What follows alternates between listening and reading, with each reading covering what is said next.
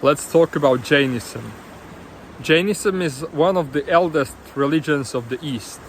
This religion is very specific because it came up with new concepts. For them, the life and the universe is cyclic, and Jainism came up with concepts like karma, which is like an energetic rule of bringing your soul back to life.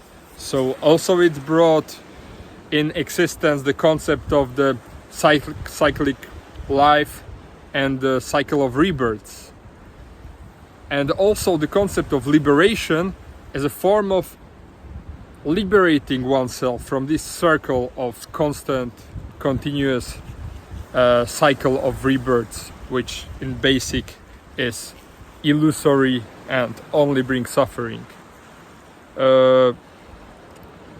I spent a couple of weeks in a Chinese ashram, and I think this religion was very important for the formation of our current metaphysical and religious landscape, and I think it's not very known, so I will speak to you and introduce you to the basics of Jainism. Jainism started more or less 700 BC, and as we have the account of their saint called Parshva, and also during the time of Buddha there was a contemporary called Mahavira. These are so-called Tirthankaras. It means the crossers of the river, because they believe that persons who got liberated have crossed the river of rebirth. So there are in their cosmovision, in every cycle of universe, 24 Tirthankaras, or 24 crossers of the river. So these two I have mentioned just before are the 23rd and 24th. So they believe their religion is mythologically much older, for a million years ago, and they believe that now we live in a cycle, like for Hindus is Kali Yuga, that's similar, which is cycle of destruction, and these two are the last Tirthankaras. So in our cycle of universe there will be no more Tirthankaras, but for them universe is a forever living organism, and it works in the cycles of eons, which it emerges and then being destroyed, and then again it emerges. So in every cycle of the universe there are 24 Tirthankaras. No more Tirthankaras for our eon, but still it's very interesting because for them the universe is like the basic bowl or container of reality, and it's an organism. They believe it has a body like a human body, and they believe that ways above are the heavens and from ways below are the hells. So they believe that except our reality there are many parallel universes and levels of existences of demonic or angelic worlds where we can incarnate. So if we have good deeds in this life, maybe we can go to the realm of gods. But for them, the realm of gods, it's still subdued to the circle of rebirth and to karma, to love the karma. So even the king of the gods, which is Indra, is bound with his karma. So for them the purpose is to liberate and to be Tirthankara, like Parshva or Mahavira did. So if one is liberated, it means they reached a level of being where they are outside of this cycle of causality. So the Tirthankaras are outside of the universe, and but they see and perceive universe. They are not dissolving into oneness. Their essence, their monads, still maintain. So they are omniscient. They know everything. They can contemplate everything, and their essence, which is the monads or soul, or they call it jiva, is still there. It's still there in a kind of threshold of the universe, but it's not interacting with the human. So a human cannot pray to Tirthankara because he will not really care about human affairs anymore. He is beyond this.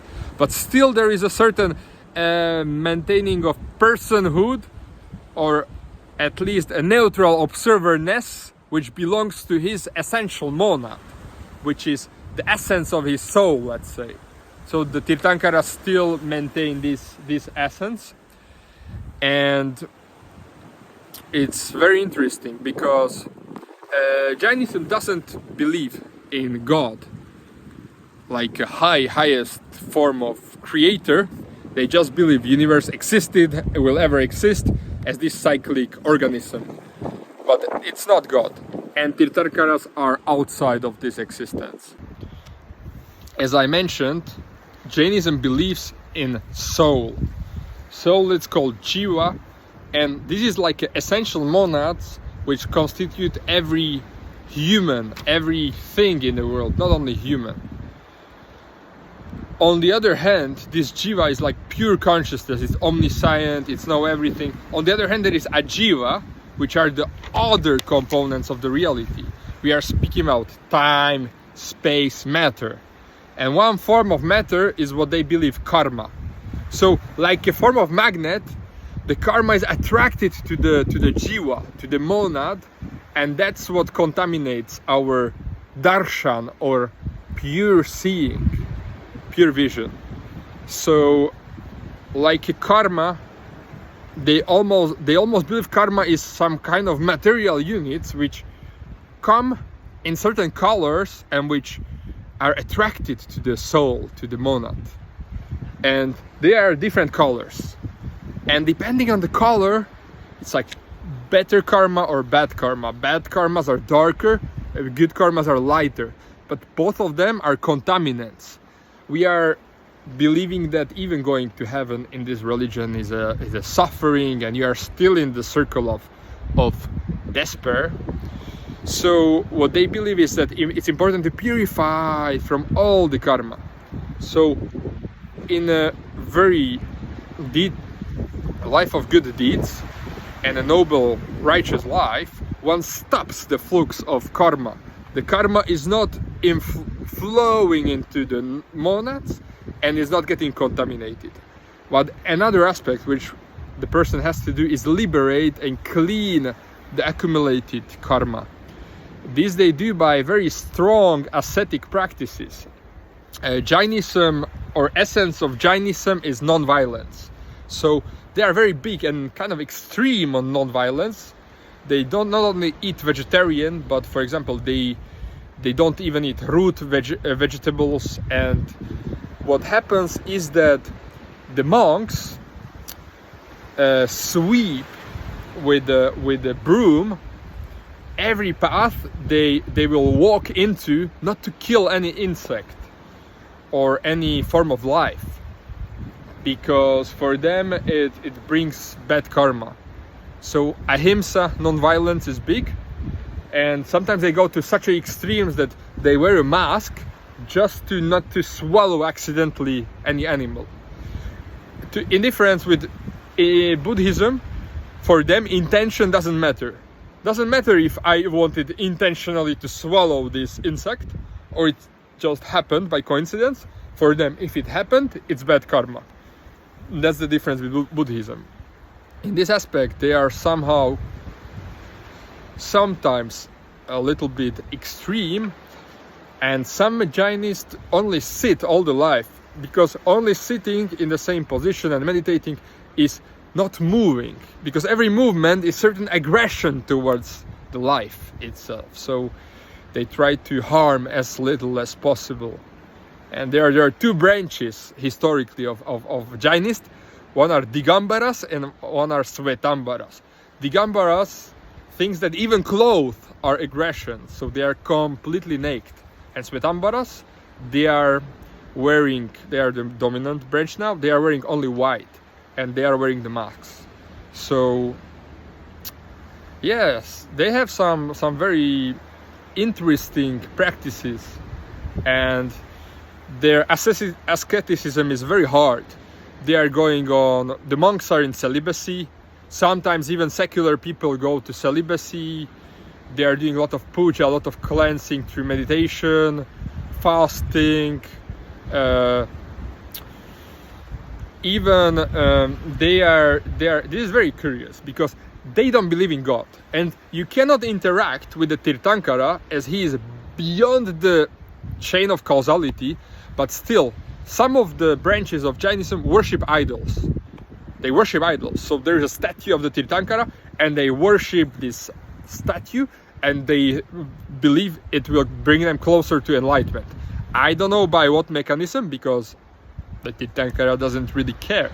He's beyond caring. He's just a pure blissful consciousness and omniscience. Yeah. So very extremist, and in these aspects of asceticism, and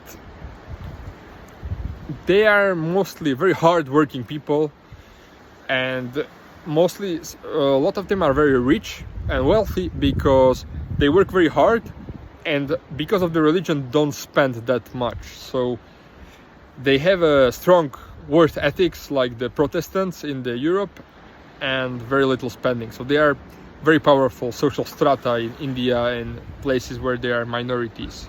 So yeah, Jainism is one of the first religions which also like kind of influenced Zoroastrianism.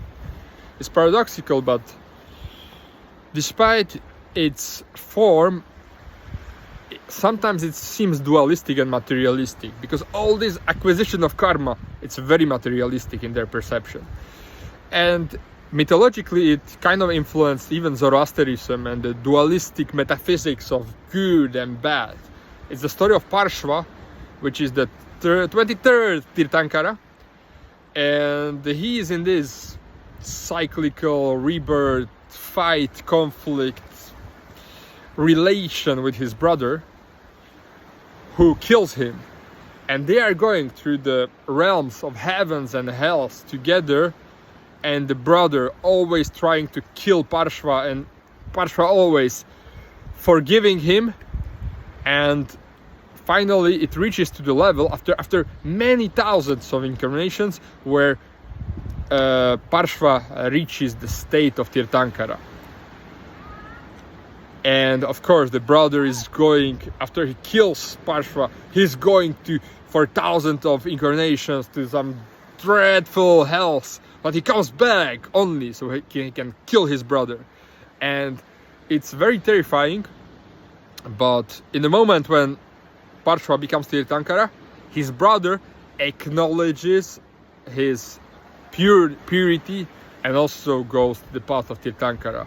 So we are seeing a strong dualistic motive here, where the good brother can reach the enlightenment only through the suffering and the evil of the bad brother. Very, very interesting. Without his brother, Parshva would never reach the Tirthankara state. So yeah, it's this has definitely influenced Zoroastrianism, according to my knowledge. And Jainism, very interesting philosophy. For me, doesn't resonate that much, I have to tell. Celibacy, asceticism, not for me. But check it out if you want. It has strong influence of Buddhism, strong influence of Hinduism, and for any aspect, just don't hesitate to ask me a question.